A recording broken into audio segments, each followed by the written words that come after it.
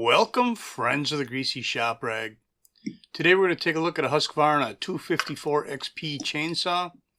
The customer complaint is that it leaks some fuel and he just wants us to look it over and make sure it's running right. So we're looking inside the fuel tank and we're going to dump this fuel out of here and take a closer look at it. Initial reaction to that fuel is, it's a little dark. It almost looks like it was a good mix that's starting to get old. Might have some running issues with that. Certainly has nothing to do with whether or not it's going to leak. We're going to fish the fuel line out of here, take a look at the filter. But what I have is a fuel line that's a little bit too short, and I can't really easily pull that filter out of the tank. So we're going to just kind of table that and move on and see what else we got going on. Let's take this top cover off of here. This is going to use Phillips head screws. There's 3 of them.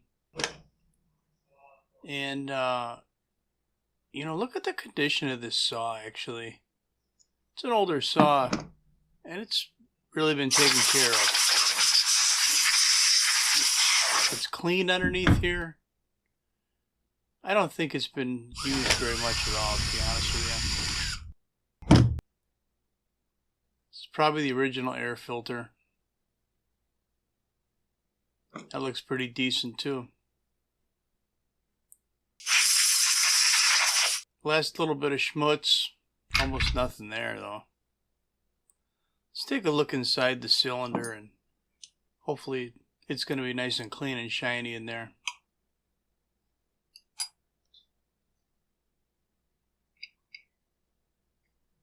So I didn't see any scoring in the cylinder at all. I didn't see any reason to replace the spark plug either. So we were talking about having a fuel leak. So what I'm going to do here is I'm just going to pop this metering diaphragm cover off of here. I kind of initially wanted to see if it was tight, and it was. But I want to see what the condition of that diaphragm is.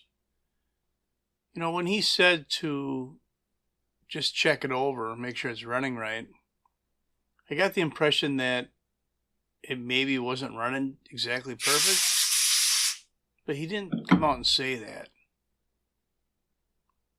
I kind of think after seeing, here that nothing is really major sticking out that's wrong with it, then maybe he's just got one of his rare wood cutting jobs coming up and he wanted to make sure the saw was ready to go. Because, like I said before, this saw hasn't seen a lot of action. And we do get a lot of customers that own chainsaws that they bring them in before their next job because they don't know how to do the maintenance or they don't want to have any problems with it while they're using it. So here I have removed the fuel line that comes from the tank. I removed it from the carburetor. I'm going to put my pressure pump on the end of that fuel line. And then I'm going to reach into the fuel tank with this. I added some shrink tubing to the end of this hemostat so that I could pinch a fuel line closed. And now I'm just going to pressure test the line.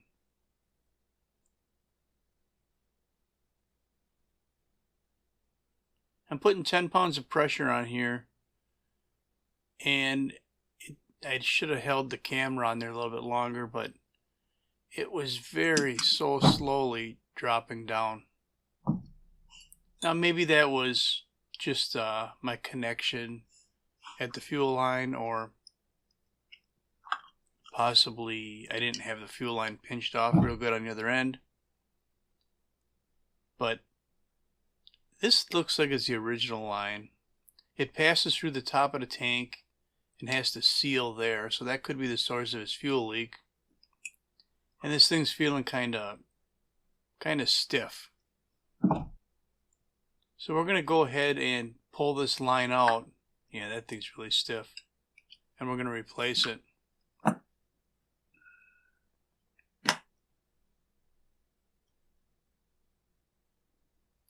The fuel filter's looking a little bit dingy too.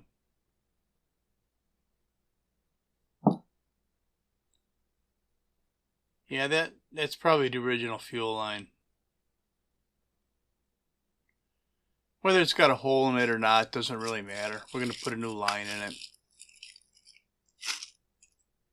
These lines come with an angle cut on the end of them, so they're easy to pass through the hole in the tank. So this has to go through the carb tray, and then it has to go through the tank. So we dropped it through the top of the carb tray, and now I'm trying to feed it down through the top of the tank. And once I get it in there a little bit, then I'll reach through the opening in the tank and grab it and pull it through. Now there's certainly other ways you could do this. You could feed a wire with a hook through that hole and grab the line and pull it through. This seems to work for me. I don't have any problems using this method where you push the line through just enough to grab it.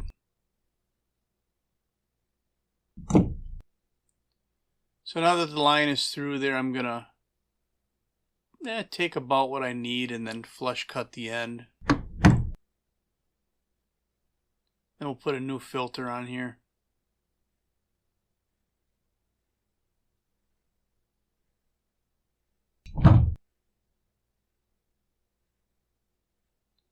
Now on this side, we're going to pass that fuel line underneath the throttle linkage.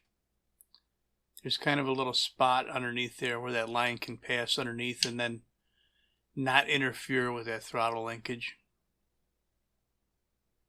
And because this is a pigtail kind of curly line, you might have to move, twist the line a little bit to get it to lay just the way you want. Get that curl so it's not in the way or hooked on any linkage or anything silly like that.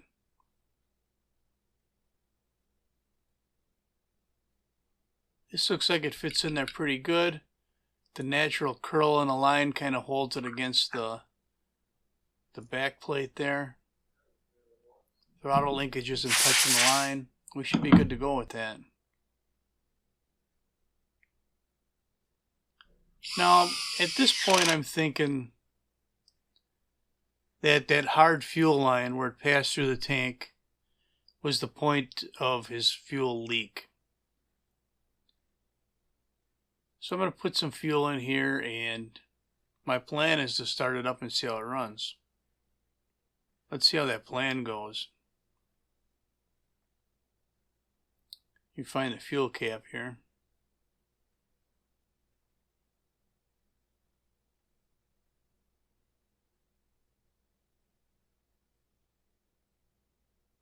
Pretty it up a little bit. Looking for leaks. The cap doesn't leak. My fuel line where it passes through the tank doesn't leak. Checking that cap again.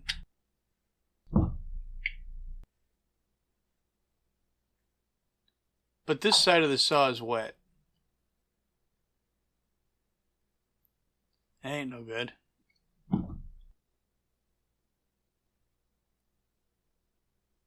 So we dried it off. We're letting it sit. Taking another look. It's wet. So where's that fuel coming from? Well, on that side of the tank is the tank vent. And that tank vent must be leaking. So we're going to dump all the fuel out of here and look at replacing that tank vent. Now, because it's basically right behind where my hand is there, we're going to have to loosen the anti-vibe mounts so we can kind of separate the tank from the crankcase a little bit better.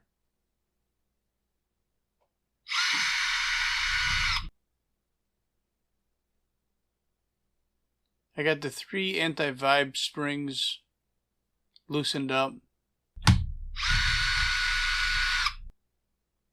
Now 4. And now I'm going to remove the screws from the bottom of the handle, because the handle connects the crankcase to the fuel tank. And that allowed me to move the fuel tank just enough to access that tank vent. And I mean just enough. So this is our vent. There's a little filter right there.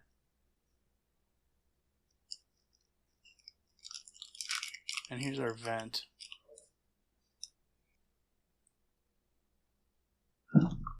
It just sits in the hole like that. But how do you get the old vent out? Well, we're going to use a sheet metal screw, and we're going to thread it into that vent and then pop it out of there. First I want to get that little filter out of the way. There we go. Now I should be able to thread this screw right in.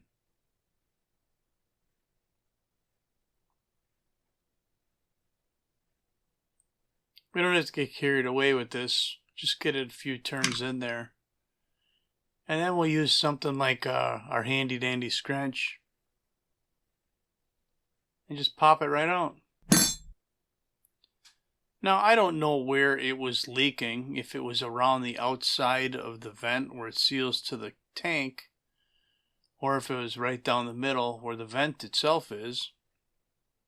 But what I like to do when I put these back in is just put a little bit of sealant on the outside of the vent, just to kind of ensure that it's not going to leak there. So what I did was I put some carb cleaner on that Q-tip and kind of swabbed out the hole in there and then dried it out. So when I put my adhesive on this vent, you know, it's going to stick.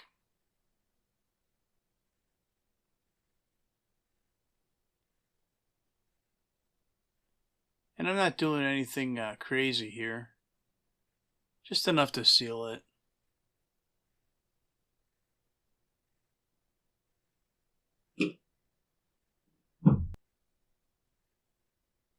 A thin layer.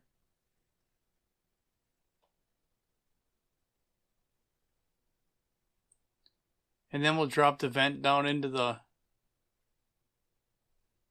hole in the tank. You'll notice that I have that filter in the vent already. It's kind of a pain in the butt to install it if that's down in that recess of the tank. And I'm just cleaning up any sealant that might have been on there so I don't push it down into that vent. So we're just going to seat it in place, and that's it.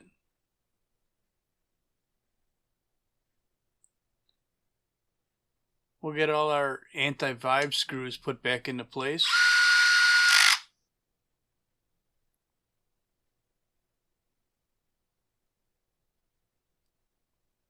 And also our screws for our handle.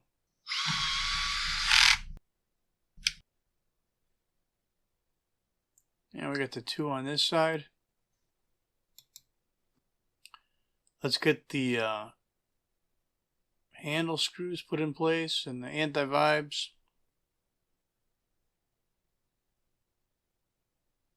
So there's 4 anti-vibe springs or cushions, 1 on each corner, and then the 2 screws into the handle. You'll see that I got 3 of those 4 screws in here. and I kind of stopped. I forgot about that one screw.